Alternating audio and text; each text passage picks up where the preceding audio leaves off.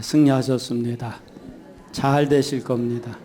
건강하실 겁니다. 자, 하나님께 영광의 박수 드리겠습니다.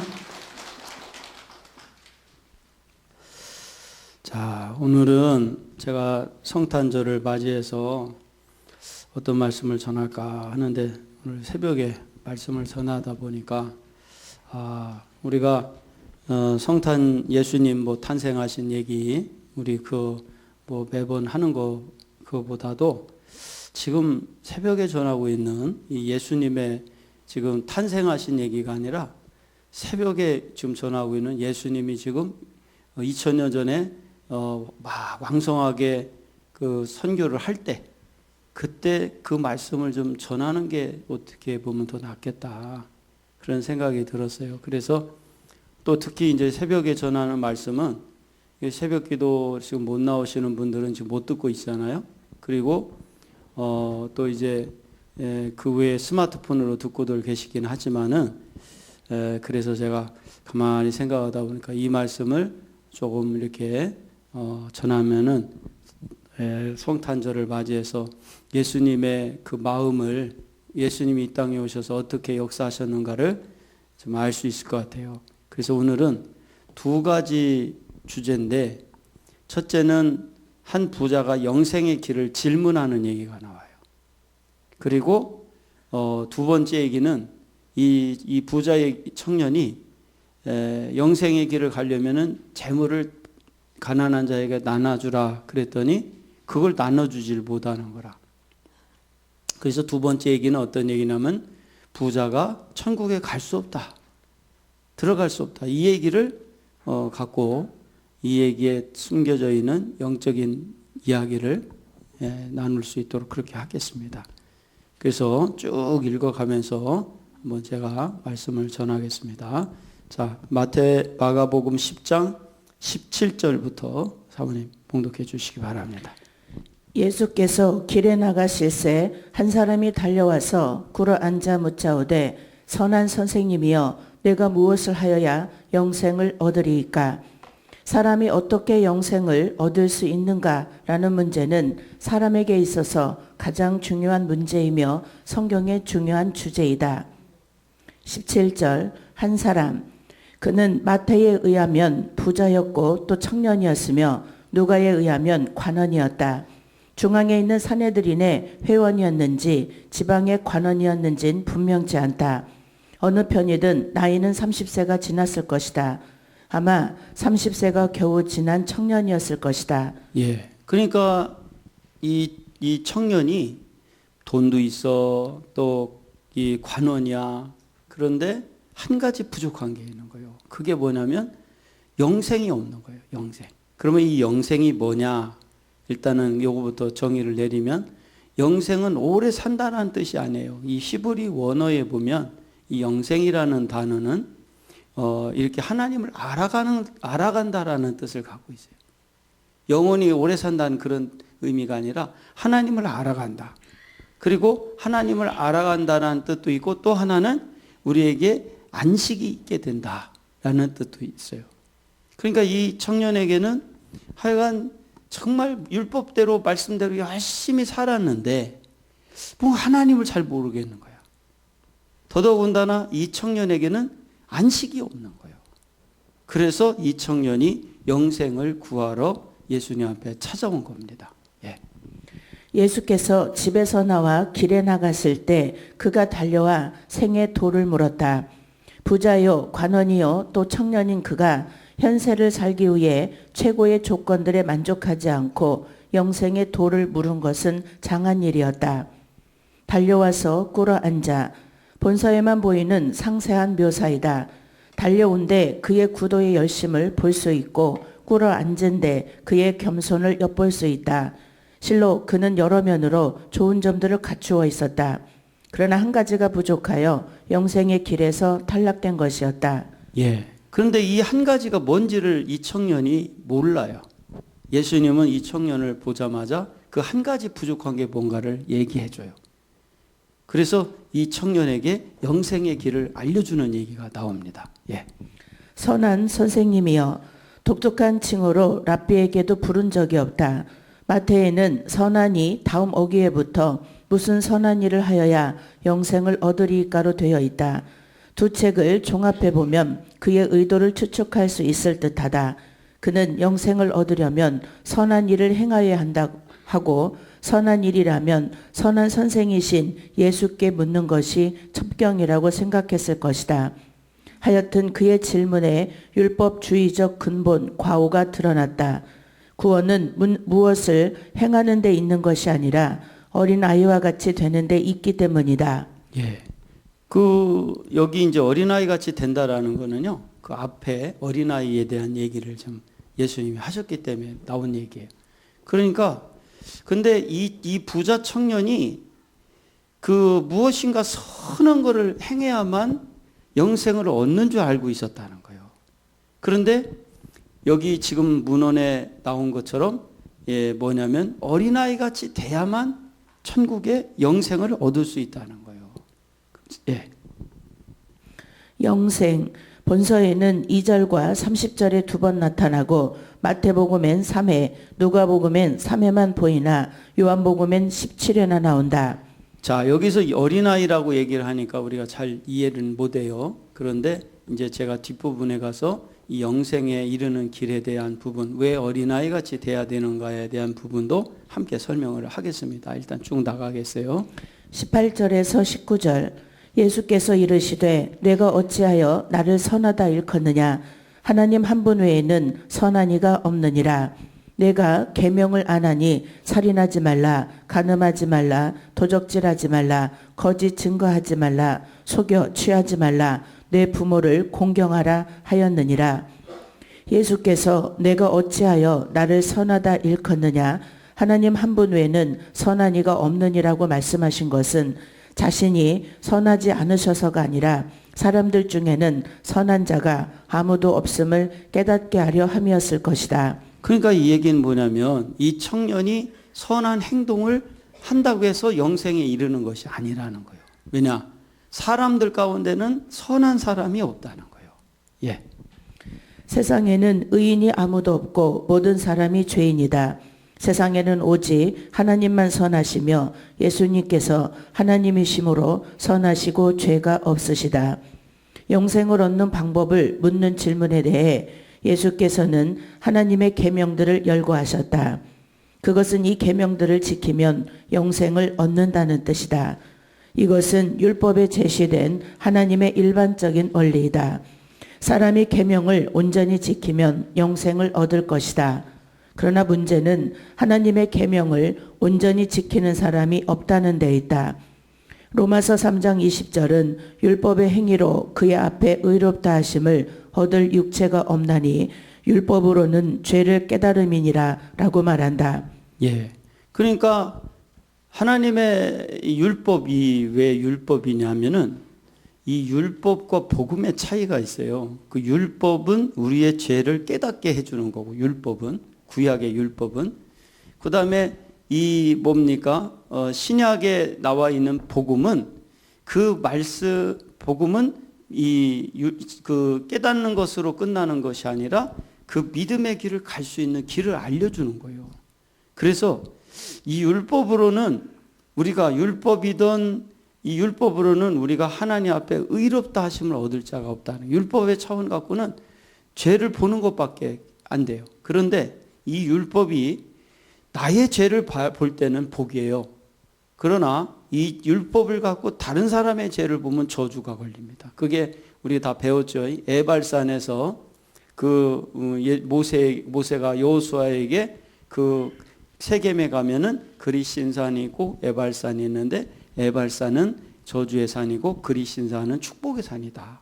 그래서 그 에발산에서 큰 바위에 하얗게 해칠을 해서 하나님 말씀을 적어놓고 그 적은 하나님의 말씀을 갖고 자기 죄를 보라 그랬어요. 만약에 다른 사람의 죄를 보면 에발산이 저주이듯이 저주가 걸린다 그랬어요. 그래서 이 율법을 갖고는 우리의 죄를 보는 것까지는 가능하다. 예. 그러므로 사람이 영생을 얻는 방법은 오직 예수 그리스도를 믿음으로이다.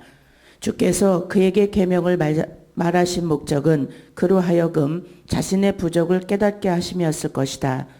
18절 하나님의 한 분 외에는 선한 이가 없느니라. 여기 명사는 선한 이로다, 선한 일로도 번역할 수 있다.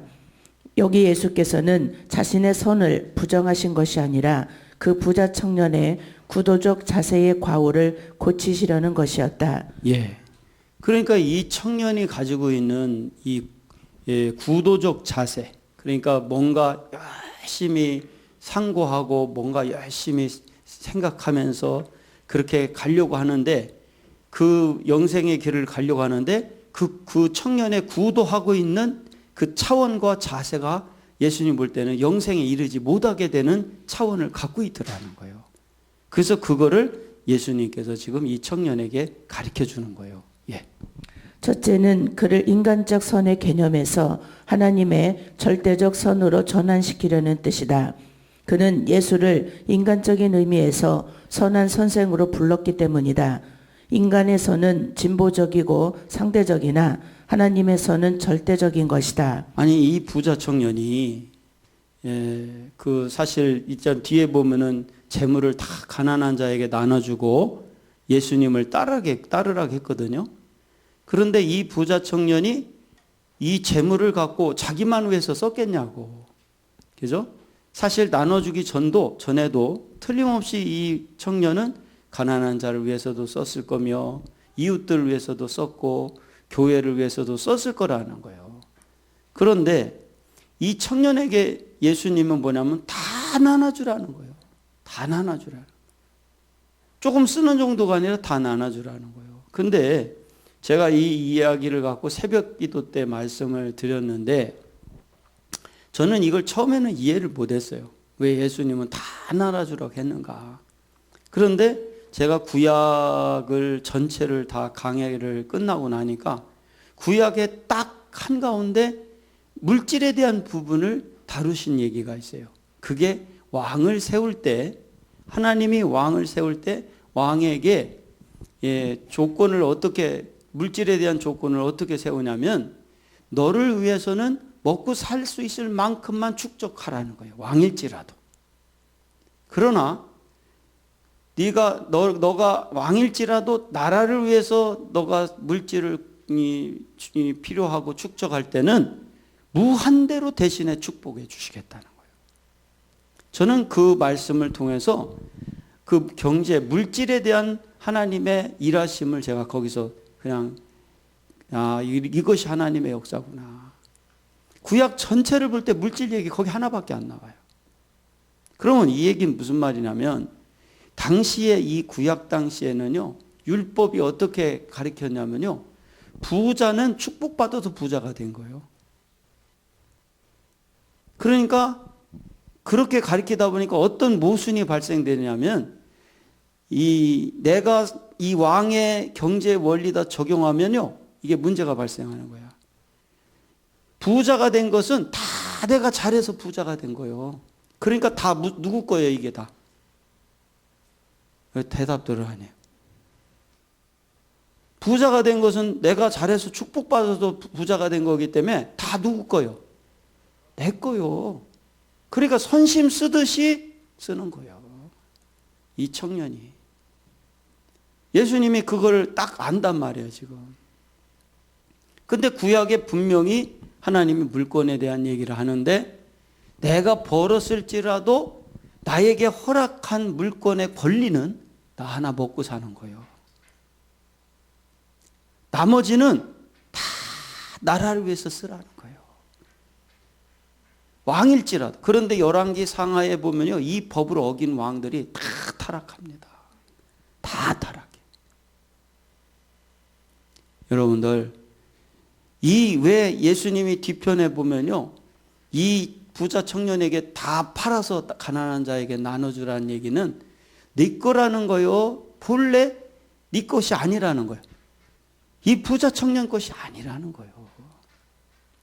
그런데 이 부자 청년에게 사실 다 나눠주라는 의미도 있지만은요, 다른 것은 그 영적인 세계를 알려주려고 했던 거예요. 그러니까 이 청년이 내 것도 내 거고 네 것도 내 거고 내가 내 손에 있는 모든 것은 다 내 거야. 그냥 내 손에만 두르면. 그게 당시 유대인들의 제사장들과 지도자들이 가르쳐준 물질관이에요. 그러면 지금도 옛날에만 왕의 경제 원리가 적용되고 지금은 안 되냐?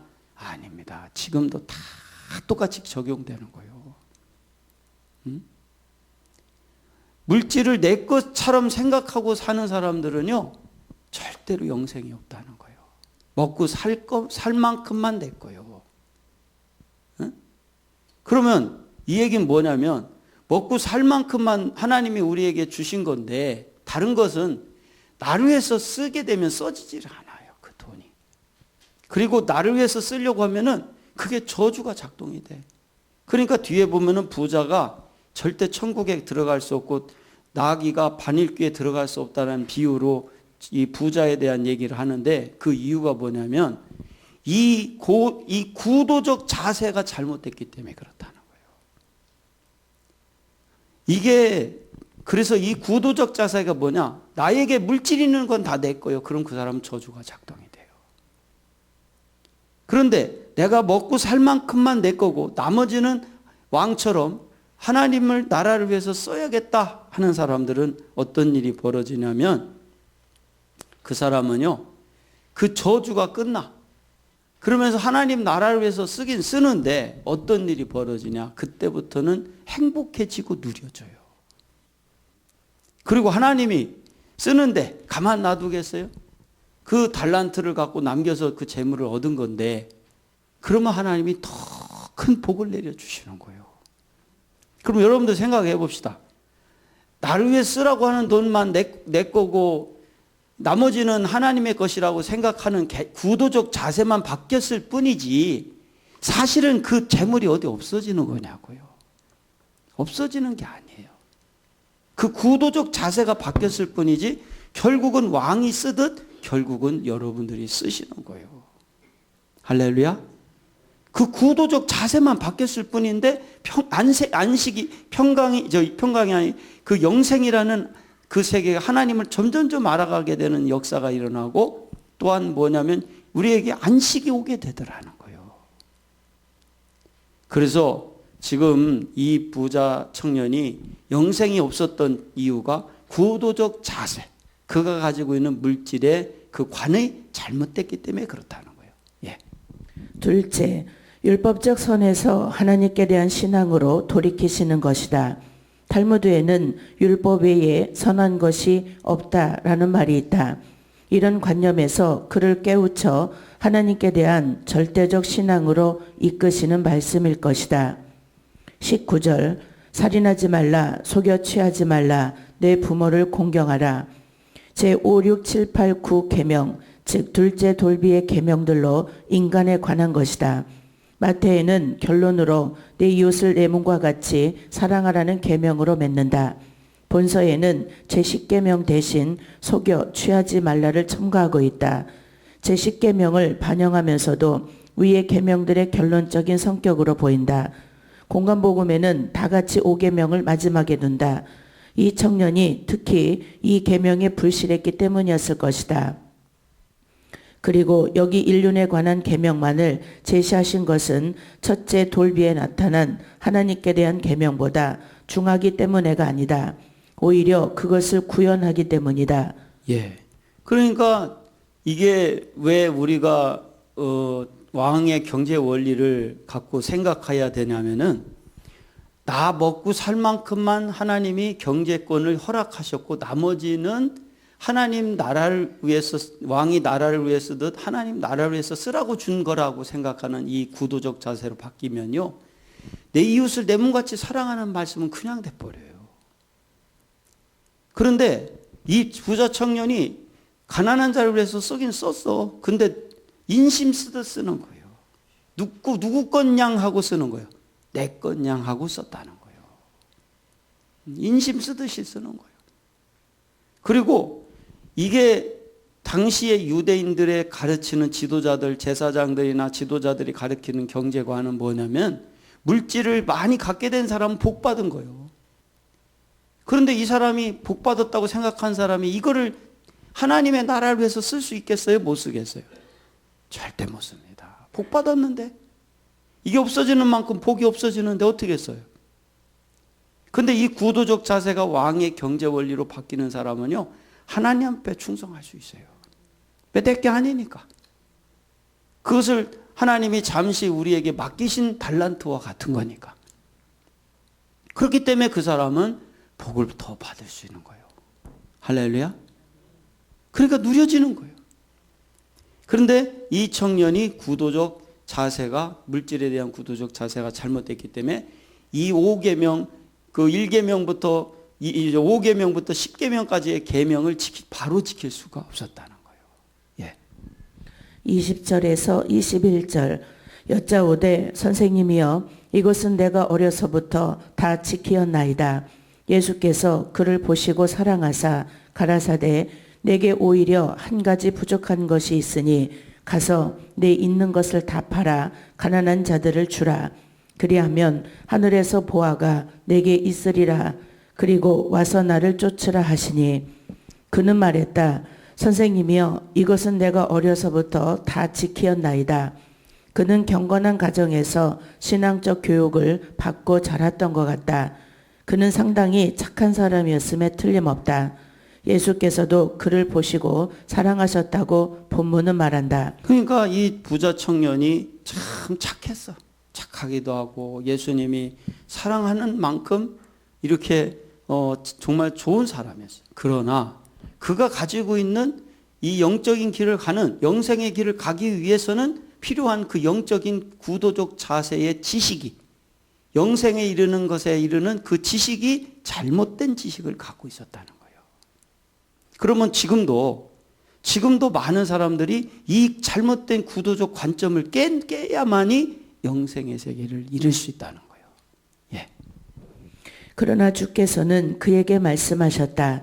내게 오히려 한 가지 부족한 것이 있으니 가서 내게 있는 것을 다 팔아 가난한 자들을 주라.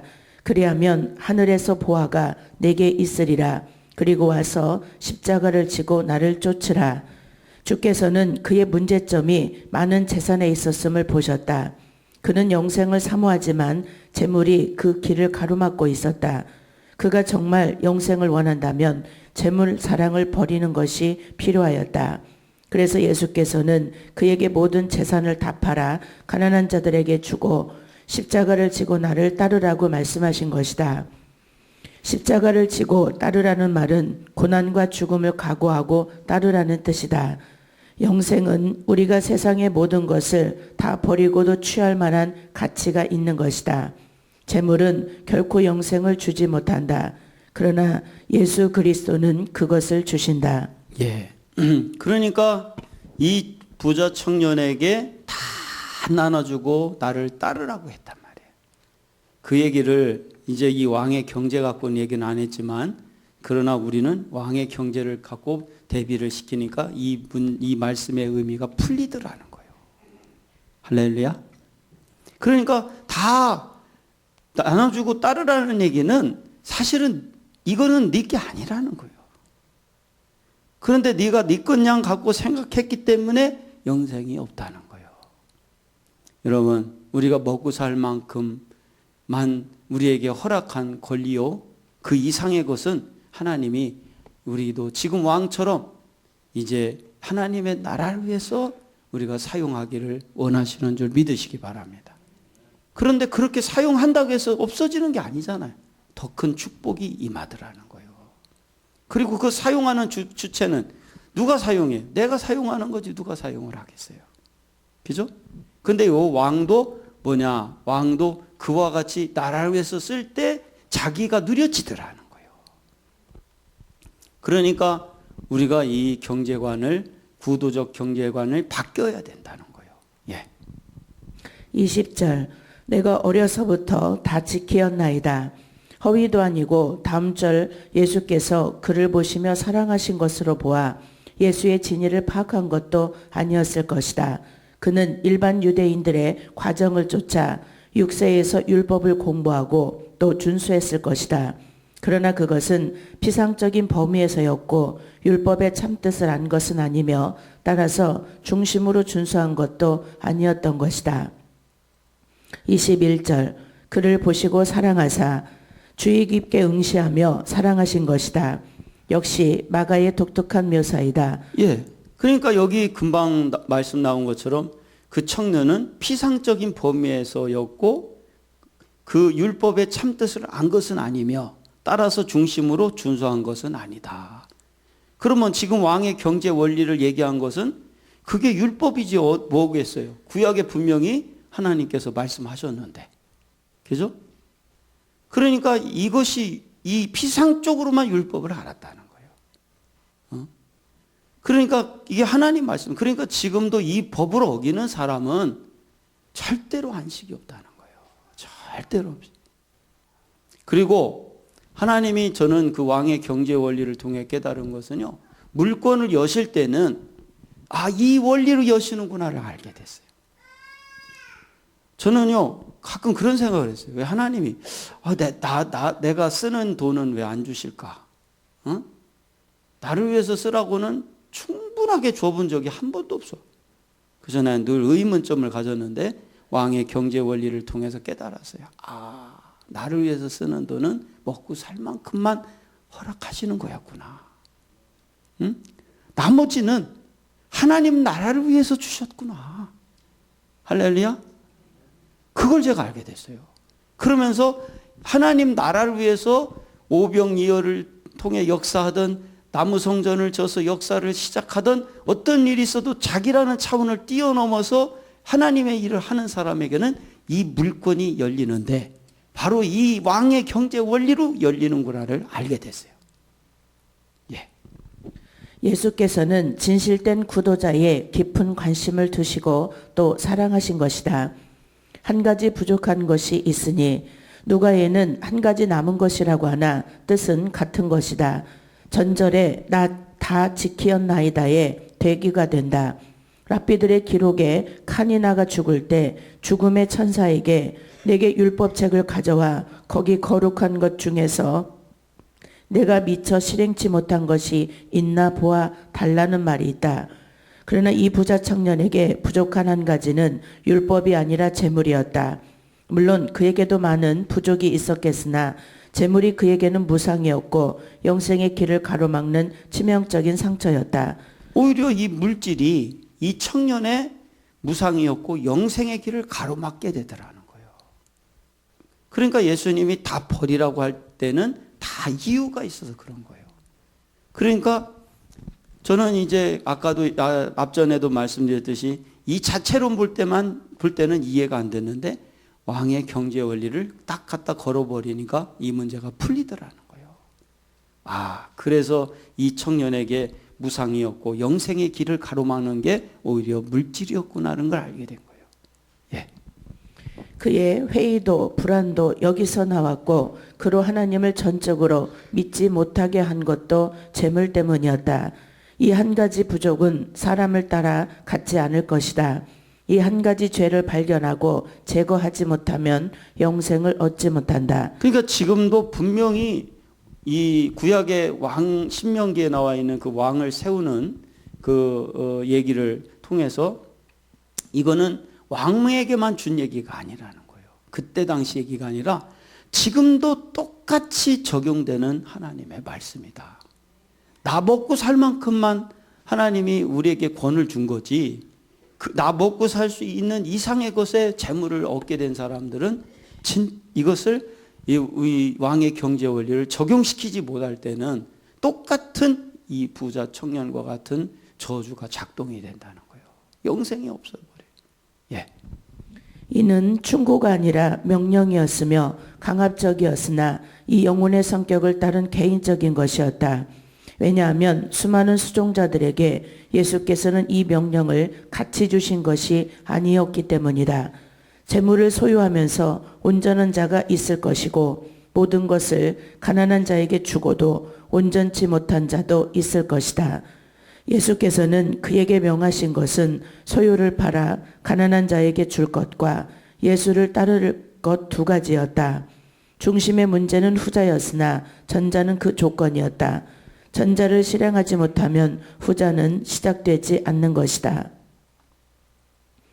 22절 그 사람은 재물이 많은 고로 이 말씀을 인하여 슬픈 기색을 띠고 근심하며 가니라. 그러나 그 사람은 재산이 많았기 때문에 이 말씀을 인해 슬픈 기색을 띠고 근심하며 가버렸다. 슬픈 기색을 띠다라는 원어 스티그나조는 첫째, 깜짝 놀라다, 충격을 받다, 어두운 기색을 띠다라는 뜻이다. 그는 예수님의 말씀을 받아들일 수 없었다. 그는 영생을 원했지만 그것을 위해 그의 많은 재산을 포기할 수 없었다. 그는 예수 그리스도와 영생 대신에 재물을 택하였다. 그러니까 지금도 우리가 요 자체만 갖고는 포기하지 못해요. 그러나 저는 이 왕의 경제 원리를 통해서 이 말씀을 비춰볼 때는요, 포기하는 게 아니에요. 구도가 바뀌는 것 뿐이지.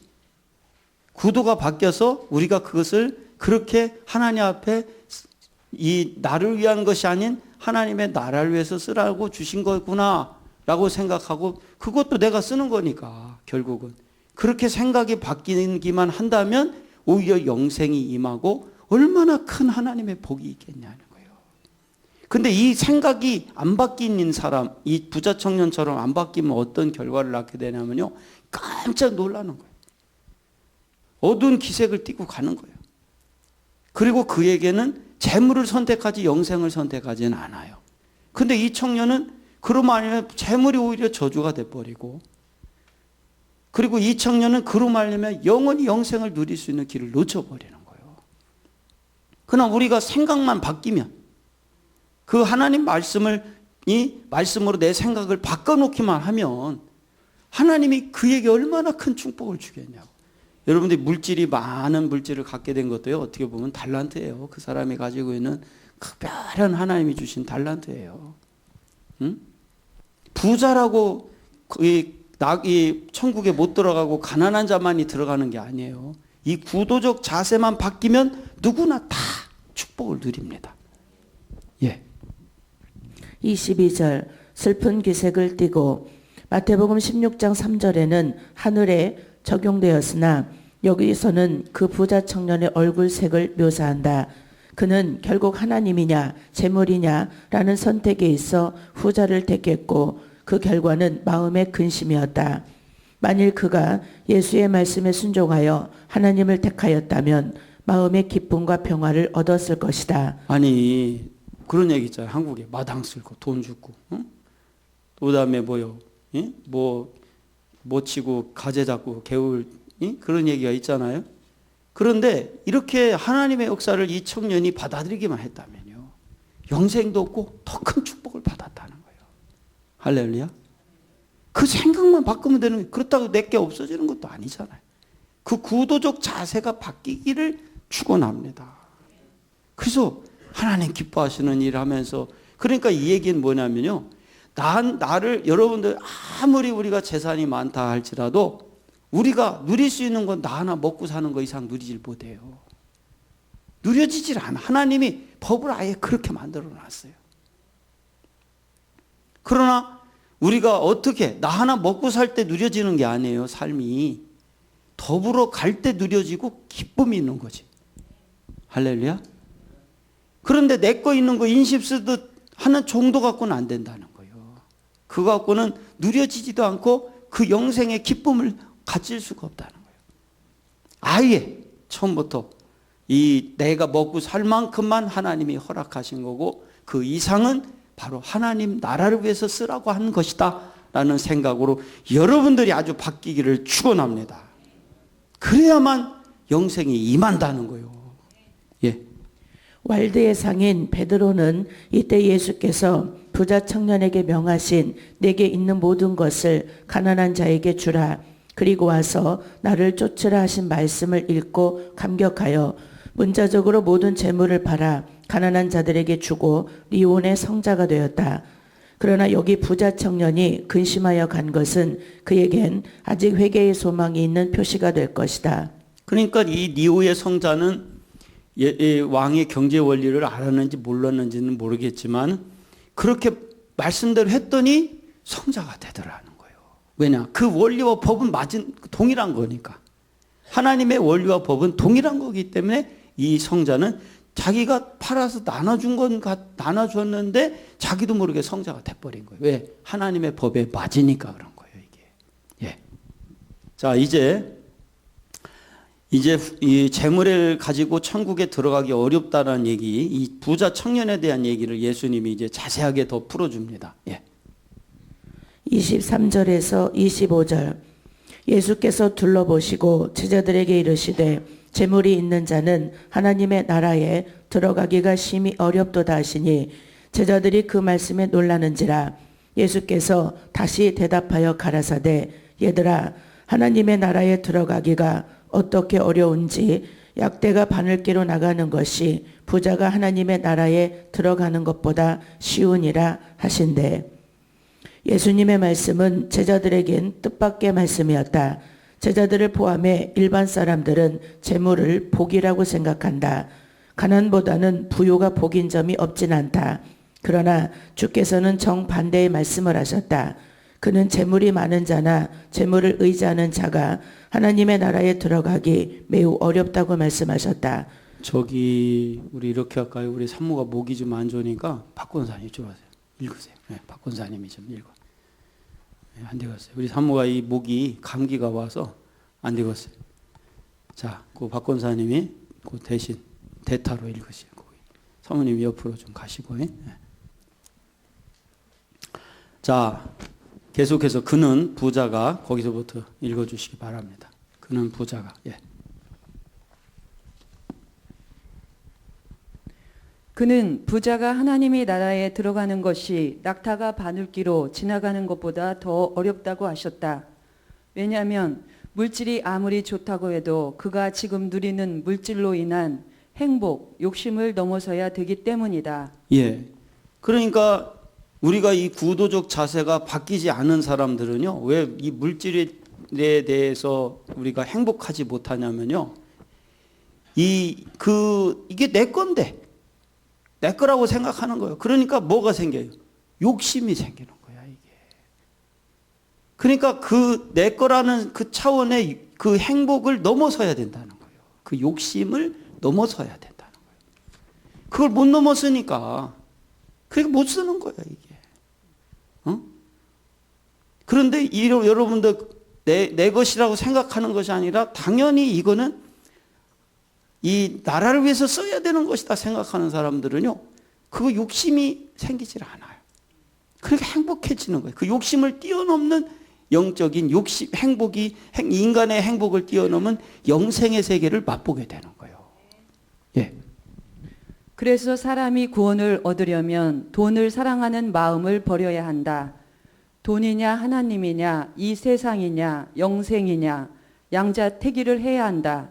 주께서는 한 사람이 두 주인을 섬기지 못할 것이니 혹 이를 미워하며 저를 사랑하거나 혹 이를 중히 여기며 저를 경히 여김이라. 너희가 하나님과 재물을 겸하여 섬기지 못하느니라고 말씀하셨다. 예. 그러니까 지금 이 재물을 버리라는 얘기도 아니고 섬기지 못한다는 얘기도 아니에요. 이 관이 바뀌어야 된다는 얘기예요. 우리가 가지고 있는 이 구도적 관이, 물질에 대한 구도적 관이 여러분들 확실하게 새해가 들어오기 전에 바뀌기를 축원합니다. 예. 23절 예수께서 둘러보시고 본소의 특징어로 육회에 나타난다. 감정적 표정 묘사에 능숙한 마가의 솜씨인 것이다. 재물이 있는 자는 하나님의 나라에 들어가기 심히 어렵도다. 구약에서 부에 대한 개념은 상반적인 두 가지였다. 하나는 부자가 된 것은 선에 대한 하나님의 축복으로 간주했고, 다른 하나는 가난한 자가 경건하고 부자는 불경건한 자로 지탄된 것이다. 첫째가 일반적인 개념이었고 둘째는 특수한 개념이었다. 하여튼 이런 구약적 배경에 비춰볼 때 그리스도의 말씀은 또 하나의 그리고 전혀 새로운 개념을 제시하신 것이다. 예.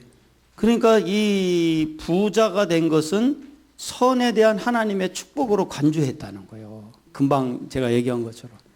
그렇기 때문에 근데 이렇게만 알고 있으니까 야, 내가 이게 부자 된 게 그냥 된 게 아니구나. 하나님이 축복해 주신 거구나. 그런 개념으로만 머물러 있기 때문에 영생의 길을 갈 수가 없다는 거예요. 그 부자가 된 거는요, 그만큼 하나님이 그에게 축복을 주셨어요. 그게 뭐냐면 그만큼 이제 사람이라는 것은 나를 위해서 쓸 때는요, 잘 누려지질 않아요. 그러나 이웃을 위해서, 나라를 위해서 쓰게 되면 그때부터 누려지거든요. 그 나라를 위해서, 이웃을 위해서, 하나님 나라를 위해서 쓸 수 있는 그 누림의 세계를 그 사람에겐, 특별히 부자들에겐 주신 거예요. 근데 그 역할을 몰라서도 못했고, 그동안은 알았는데도 안 하면요, 이건 저주에 걸려버려요. 영생이 없어요, 그때부터는. 그런데 알았어. 그러면 내가 이거 갖고 하나님 나라를 위해서 쓰자. 그러면요, 그때 하나님이 더 큰 축복을 주신다는 거예요. 예. 또 부는 반드시 재물에 한하지 않을 것이다. 지식이나 지위 등의 부한 자들도 역시 하나님의 나라에 들어가기가 어려운 것이다. 즉 심령이 가난한 자가 천국에 들어간다는 말씀과 무관하지 않다. 24절 제자들이 그 말씀에 놀라는지라. 구약적 개념에 젖은 제자들은 부자에 대한 그리스도의 새로운 견해에 더구나 부자에게 모든 것을 버리라는 조건이 너무 무거움으로 놀랐을 것이다.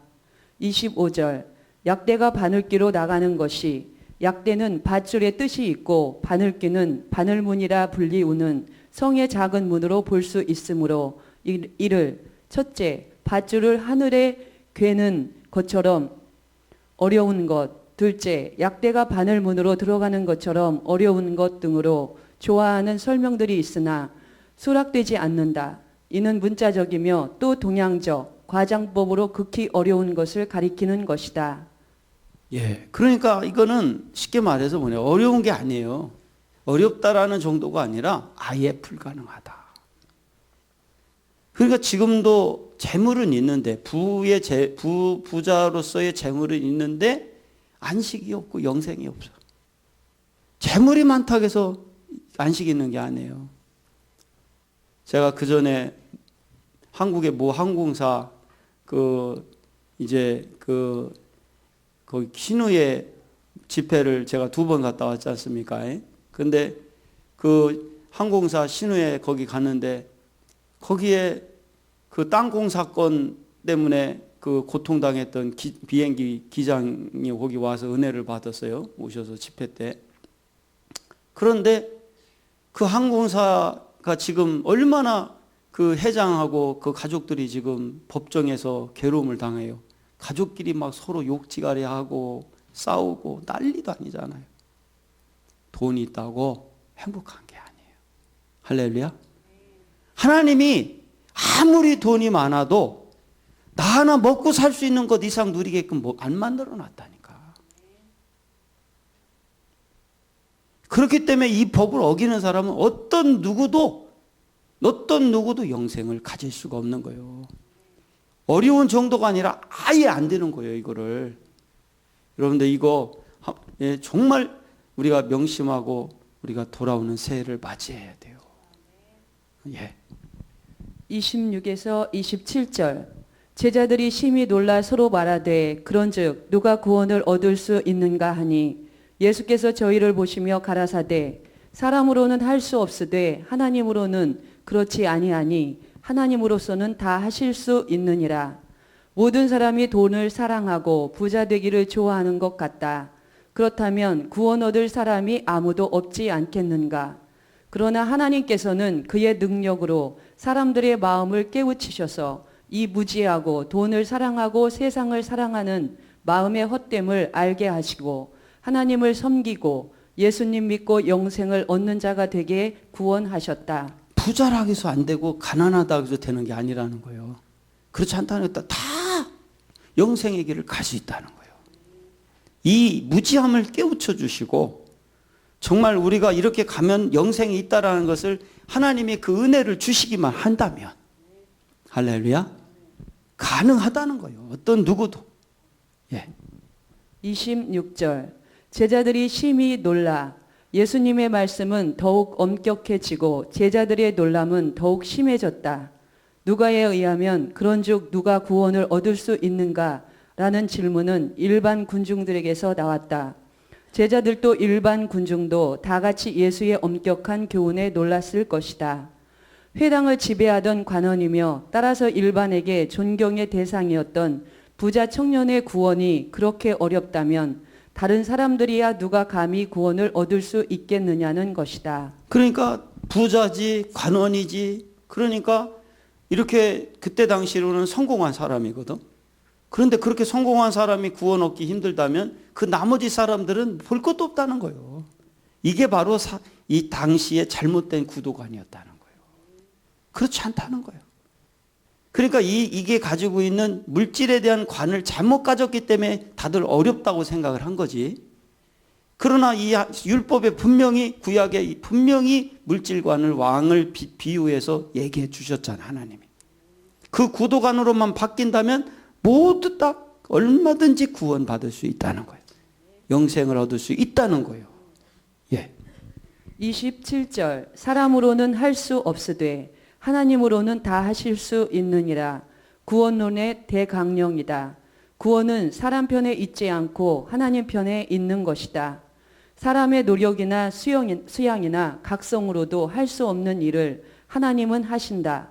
그것은 부자의 구원에만 하나지 않는다.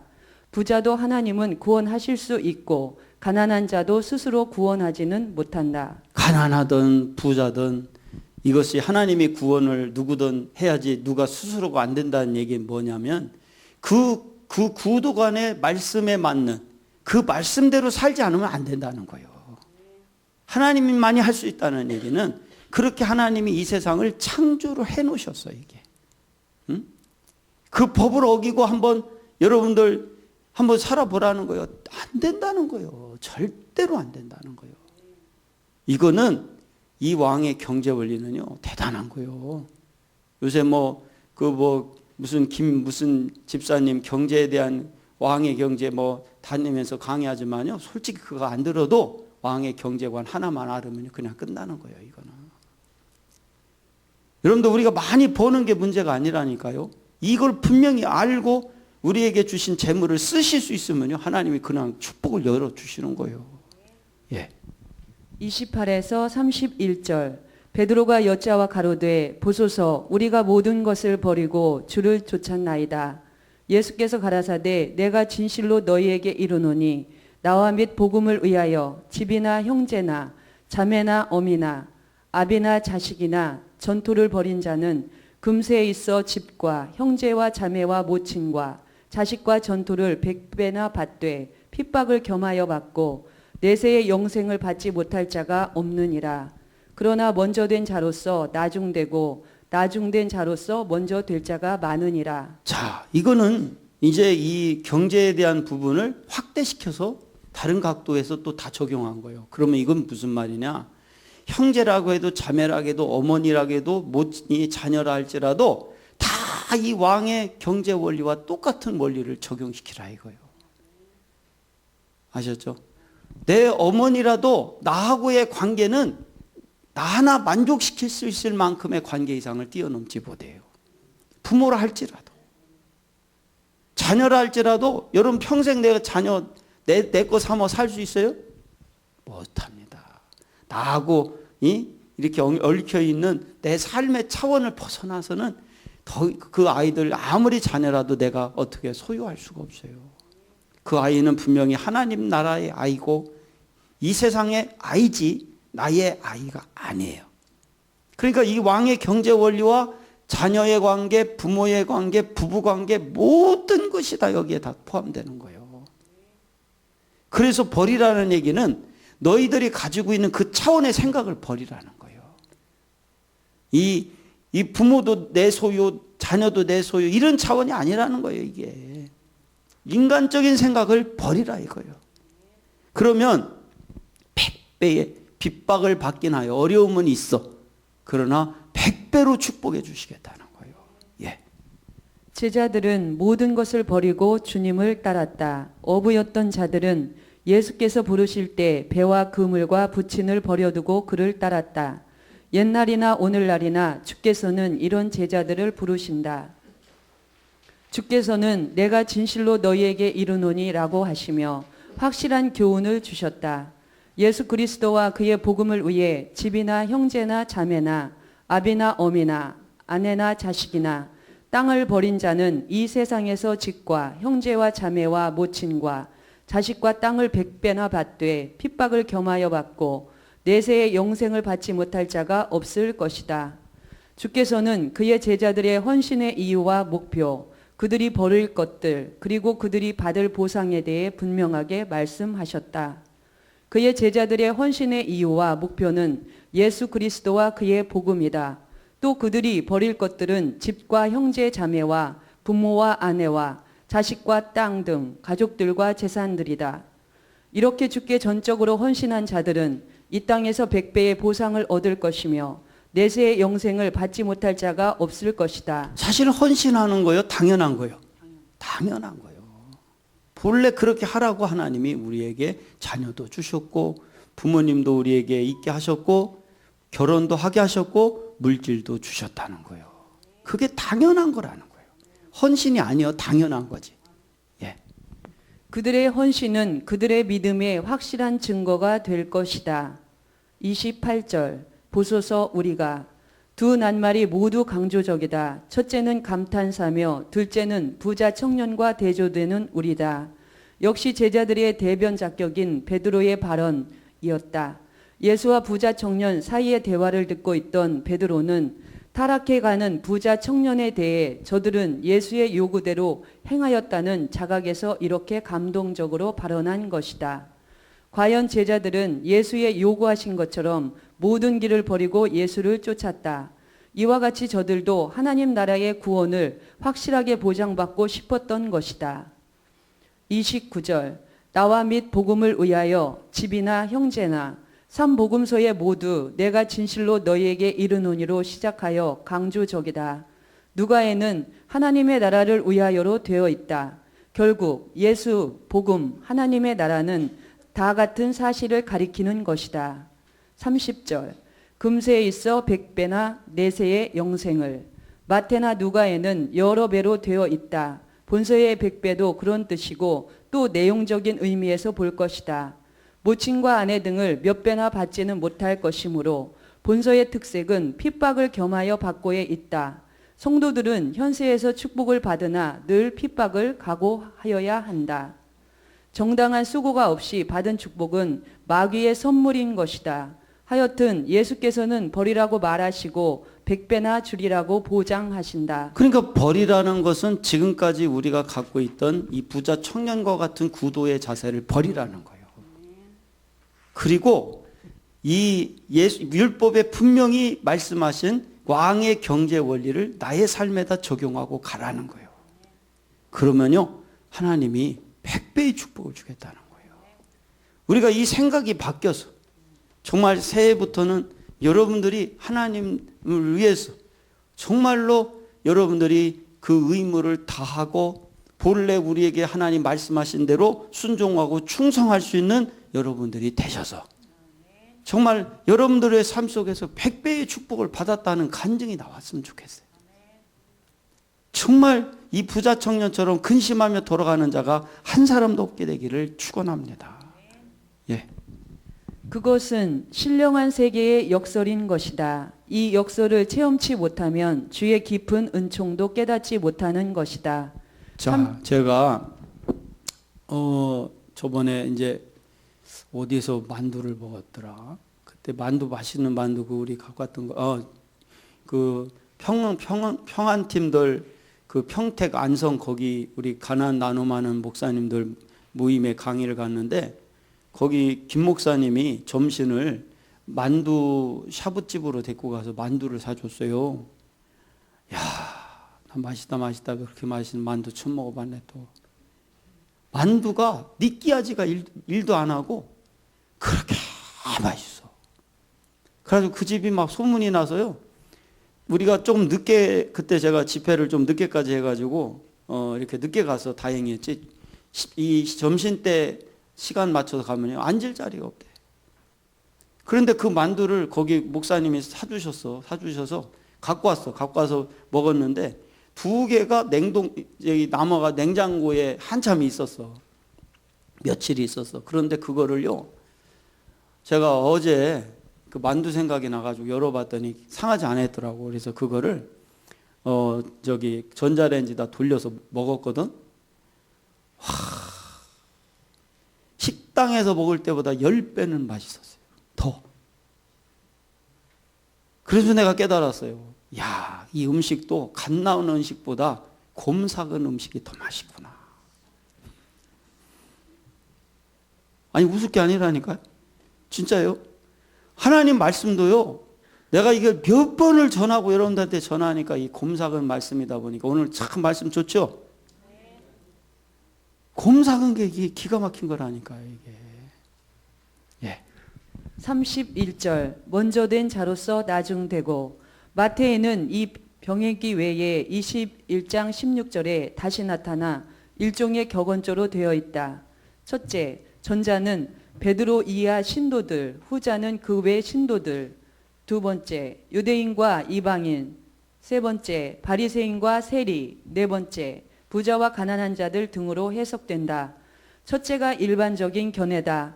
하여튼 이는 종말적 원리요 하나님의 세계의 순서다. 종말적 원리는 현세적 원리와는 상반되며 하나님의 순서는 인간의 그것과는 모순된다. 이런 사실을 통해 신앙적 우월감에 잠긴 제자들을 경계하신 것이다. 예. 이제 내일 새벽에 이제 저희가 전할 것은 자신의 죽음과 부활을 예언하시는 예수님에 대한 얘기가 나와요. 그런데 자, 오늘은 뭐 거기까지는 안 나가고요. 오늘 이제 성탄절을 맞이해서 제가 왜 이 말씀을 드리냐면, 예수님이 이 땅에 태어나신 것이 또 중요하지만 그분이 왜 이 땅에 오셨는가를 이 말씀을 통해 여러분에게 알려드리는 거예요. 할렐루야. 그러니까 예수님이 공연히 이렇게 부자 청년한테 얘기한 것이 아니었다는 거예요. 그러니까 분명히 하나님이 그랬죠. 예수님이 그랬죠. 길이 있다는 거예요. 길이요, 진리요, 생명이라고 그랬어요. 진리가 너희를 자유케 한다겠단 말이에요. 오늘 여러분 이 말씀을 들은 분들은 진짜 명심하고 명심하셔서 이 말씀대로, 이 말씀의 원리대로 구도하시고 순종해서 내년에는요, 더 많은 100배의 누림과 헌신과 이 누림이 있게 되기를, 우리가 하나님께서 주신 예비하신 이 축복을 누리게 되는, 충성해서 누리게 되는, 순종해서 누리게 되는 모든 성도님들이 되시기를 성탄절 날을 맞이해서 이 말씀으로 예수님의 그 마음을 대신하여 여러분들에게 전달했습니다. 기도하겠습니다.